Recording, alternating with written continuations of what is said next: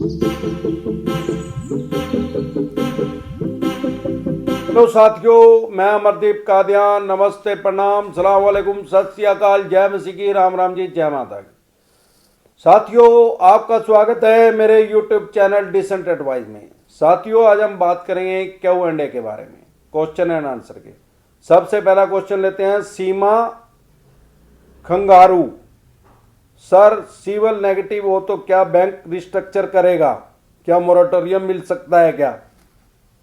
देखो सीमा मैम, सबसे पहले बात यह है कि जो मोरेटोरियम है वो रिस्ट्रक्चर का ही एक पार्ट है। अगर आज की डेट में अगर आप मोरेटोरियम के लिए अप्लाई करेंगे अपने बैंक या एनबीएफसी कंपनी में, तो वो ना करेंगे। उनका जवाब रटा रटा है कि नहीं, क्योंकि रिजर्व बैंक के आदेश नहीं है, ना माननीय सुप्रीम कोर्ट के आदेश आए हैं अभी भी कि मोरेटोरियम को बढ़ा दिया जाए, तो वो ना करेंगे। ये रिस्ट्रक्चर के अंदर ही इनबिल्ट है मोरेटोरियम। अगर आप मोरेटोरियम लेना चाहते हैं तो ये रिस्ट्रक्चर के अंदर इसको अप्लाई कर सकते हैं। रिस्ट्रक्चर के लिए जैसे आप एप्लीकेशन देंगे उसके अंदर ही ये अपनी एक याचिका लगा सकते हैं, लिख सकते हैं, अरदास कर सकते हैं कि मैं इतने टाइम तक आपका पैसा नहीं दे सकता, मेरा बिजनेस व्यापार काम धंधा बंद है या ठप हो गया है या बहुत कम है या मेरी जॉब चली गई है। उनको जेन्युइन का, या आपकी सैलरी कम हो गई है, आप उनको जेन्युइन कारण बता के उनको एक रिक्वेस्ट कर सकते हैं उसी में ही रिस्ट्रक्चर में, भाई इतने टाइम तक मेरी किस्त को स्टॉप कर दिया जाए, मुझे इतने टाइम का मोरेटोरियम दे दिया जाए। और रही बात आपका सिबिल नेगेटिव है तो क्या बैंक आपको रिस्ट्रक्चर करेगा? अगर आपका सिबिल नेगेटिव में चला गया है तो मुझे नहीं लगता कि बैंक या एनबीएफसी कंपनी आपको रिस्ट्रक्चर देगी। बहुत कम चांस है, पर कहते हैं कि भागते चोर की लंगोटी सही।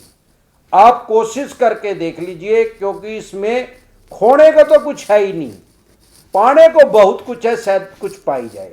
खोने को क्या है भाई, आप अप्लाई करोगे, हो सकता है वो इसको ये कारण बता के रिजेक्ट कर दे। लेकिन अगर आप अप्लाई नहीं करोगे तो फिर चांस 1% भी नहीं है कि वो उसको एक्सेप्ट ही कर ले। ये डिपेंड करेगा अगर आपको रिस्ट्रक्चर मिलेगा भी तो, कि आपका कितने टाइम पहले नेगेटिव में गया।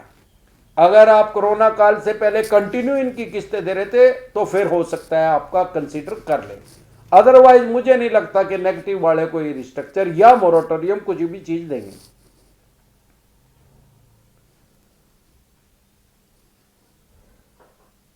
अपूर्वा माना, ये लगता है साउथ के आदमी, इनके नाम इस टाइप के हैं। बैंक को दिया हुआ चेक क्या हम बैंक जाके कैंसल या नेट बैंकिंग के माध्यम से कैंसल कर सकते हैं क्या? Please answer me. देखो भाई साहब, ऐसा है, जो आपने चेक दिया है बैंक को, आप उसको कैंसिल नहीं कर सकते। आपके पास कोई राइट्स नहीं है उसको कैंसिल करने के, क्योंकि वो आपने एज ए सिक्योरिटी दिया है। ना ही तो आप उसको बैंक में जाके कैंसिल कर सकते हैं। आप एप्लीकेशन देंगे तो बैंक उसको कैंसिल नहीं करेगा, ये डैम श्योर है। और आप उसको नेट बैंकिंग से भी उसको कैंसिल नहीं करवा सकते। अगर आप ऐसा स्टेप लेंगे तो अगर नेट बैंकिंग से उसको कैंसिल करवाएंगे तो बैंक आपका पर्चा भी दर्ज करवा सकता है 420 में, 420 में आपके ऊपर एफआईआर लॉन्च हो सकती है, क्योंकि आप जानबूझकर अपने पूरे होशवास में चेक, पहले आपने security as a security check दिया और अब आप उसको कैंसिल करवाना चाहते हैं। मेरी सलाह यह है कि आप उसको कैंसिल ना करवाइए। यह ज्यादा से ज्यादा क्या कर सकते हैं, उसको बाउंस करवा के 138 नेगोशिएबल इंस्ट्रूमेंट एक्ट के तहत आपके ऊपर केस करेंगे कोर्ट में।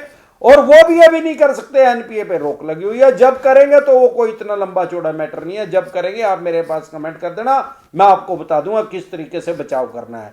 हाँ, अगर आपने ये स्टेप उठा लिया, ऑनलाइन उसको कैंसिल करवा दिया, फिर मैं तो क्या, सारे देश का कोई भी वकील आपको नहीं बचा सकता पर्चा दर्ज होने से। उसमें आपको 7 साल से लेकर 10 साल तक की जेल हो सकती है अगर आपने ऐसा स्टेप उठा लिया था। अंशुमान गंडारवे, सर आपने कहा था रिस्ट्रक्चर ऑनलाइन मेल से भी एप्लीकेशन कर सकते हैं और 31 तक भी कर सकते हैं, बट अभी एक्सिस बैंक वाले बोल रहे हैं कि 24 तक करना था और ब्रांच आकर करना था। अभी मैं क्या करूं, प्लीज सजेस्ट। भाई साहब पहले भी मेरे पास एक्सिस बैंक के बारे में ही ऐसा आया था एक कमेंट, वो कह रहे थे कि एक्सिस बैंक वाले बोल रहे हैं कि 18 तक कर सकते थे क्योंकि वो 18 तारीख जाली थी। अब आप कह रहे हैं कि एक्सिस बैंक वाले कह रहे हैं 24 तारीख तक करना था।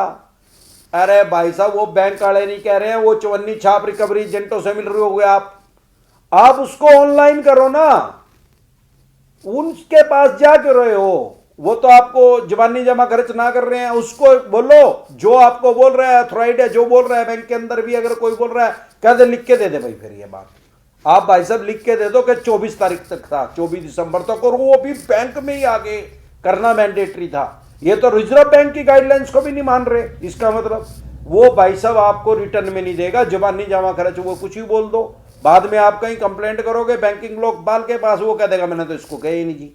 ये आपका 31 तारीख को मिस करवाना चाहते हैं। आप तुरंत प्रभाव से रात को ही कर दो, चाहे ऑनलाइन अप्लाई कर दो, नो प्रॉब्लम।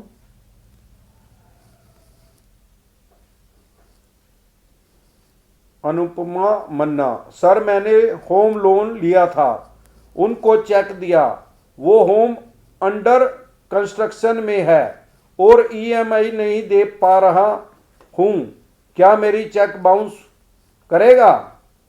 ये वही है भाई साहब, अभी भी मैं आपकी बात का जवाब दे चुका हूं। आप कह रहे थे कि मैं अपना चेक कैंसिल करवा दूं।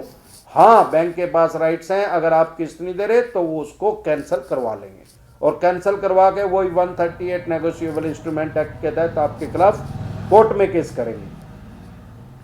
Uma Shankar, very nice, thank you जी।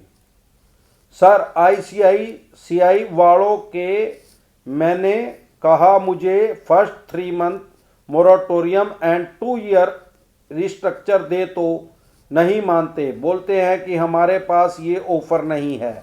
उन्होंने मुझे 1 ईयर का रिस्ट्रक्चर दिया, लेकिन नॉन पेमेंट की वजह से चार्जेस लगाए and EMI including charges payment के लिए फोर्स कर रहे हैं।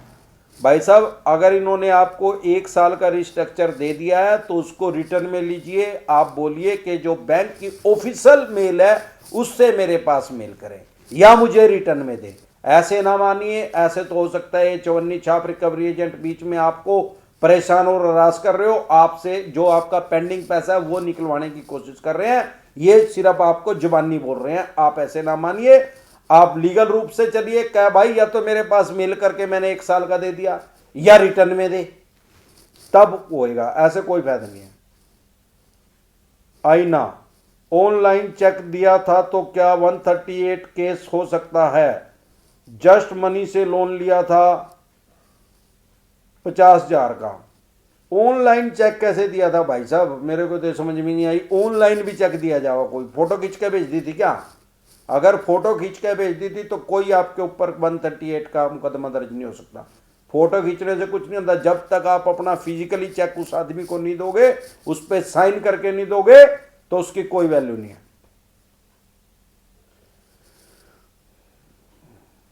साजिद, सर जी रिस्ट्रक्चर के लिए मैंने बैंक में एक हाथ से लिख कर दिया था, नोटिस पर मैनेजर साहब ने मुझसे कॉल करके बोला आपका लॉन्ड्री स्ट्रक्चर मैंने कर दिया है।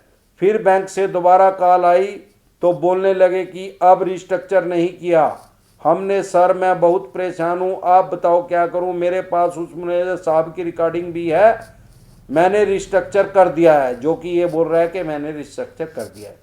भाई साहब आप जल्दी से करके उसको दोबारा ऑनलाइन अप्लाई कर दीजिए, ताकि आपको फ्यूचर में कोई दिक्कत परेशानी ना आए।